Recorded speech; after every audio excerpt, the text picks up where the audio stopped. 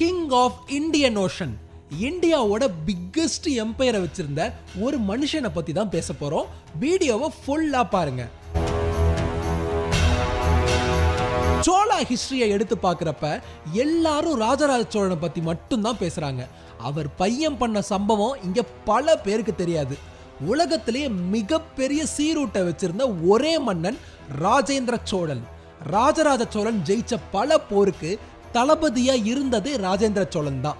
அவர் வாழ்க்கையை பத்தி பேசணும்னா நிறைய இருக்கு. இன்னைக்கு நம்ம அவர் கங்கையில இருந்து கங்கை நதியை எப்படி தமிழகத்துக்கு கொண்டு வந்தார்னு பார்க்கலாம். ராஜராஜ சோழன் தஞ்சை தலைநகரத்துல பெரிய கோவில் கட்டி முடிச்சதுக்கு அப்புறம் ராஜேந்திர சோழன் காலத்துல கங்கை கொண்ட சோழபுரம்னு ஒரு கோவில் கட்டுறாரு. தஞ்சை பெரிய கோவிலை விட கொஞ்சம் சின்னது. கோவில் கட்டின பிறகு அந்த கோவிலுக்கு கங்கை நீரால அபிஷேகம் பண்ணணும்னு ஆசைப்படுறாரு. கங்கை நதி பங்களாதேஷ் கிட்ட இருக்கு.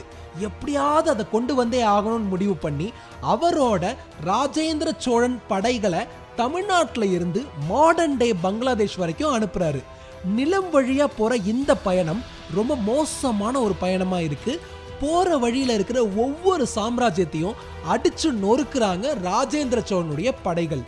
இதுல வேங்கி நாடு, சக்கரக்கோட்டம், பஞ்சப்பள்ளி, கோசல நாடு, பால டைனாசிட்டி, கடைசியாக மஹிபாலா, இவங்க எல்லாரையும் ஜெயிச்சு தோற்கடிச்சு கங்கை நதியை இங்க கொண்டு வராங்க.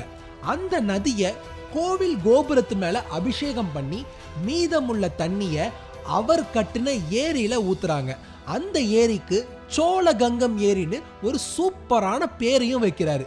இன்ற அளவுக்கு மக்களுக்கு பெரிய உதவியா இந்த சோழகங்கம் ஏரி இருக்கு. கங்கை நதியை கொண்டு வந்த இடம் அப்படின்றதுனால இந்த இடத்துக்கு கங்கை கொண்ட சோழபுரம் அப்படின்ற பேரும் வைக்கப்படுது.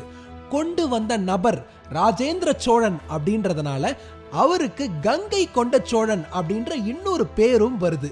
ஒரு ராஜ்யத்திலிருந்து படைகள் போய் இத்தனை ராஜ்யத்தை அழிச்சுதா, அப்ப அவங்க கிட்ட எத்தனை படை வீரர்கள் இருந்திருப்பாங்க அப்படின்ற ஒரு கேள்வி உங்களுக்கு வரலாம். கல்வெட்டுகள்ல என்ன சொல்றாங்க அப்படின்னா, ராஜேந்திர சோழனுடைய படை எண்ணிக்கை கிட்டத்தட்ட 9 லட்சம் பேர் இருந்தாங்கன்னு சொல்றாங்க.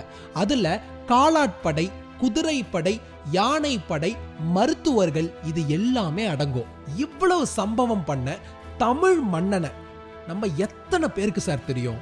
நம்ம மன்னர்களை பத்தி நம்ம தான் தெரிஞ்சுக்கணும். குறிப்பா ராஜேந்திர சோழனை பத்தி நம்ம நிறைய பேர் தெரிஞ்சுக்கணும்னு நினைக்கிறேன். காரணம் என்ன அப்படின்னா, த கிரேட்டஸ்ட் எம்பையர் அப்படின்ற ஒரு டேக்லைனுக்கு ரொம்ப ரொம்ப பொருத்தமான ஒரு நபர் தான் ராஜேந்திர சோழன். அவருடைய ஆட்சி காலகட்டத்தில் மக்களுக்கு நிறைய நல்லுதவிகளும் பண்ணியிருக்காரு.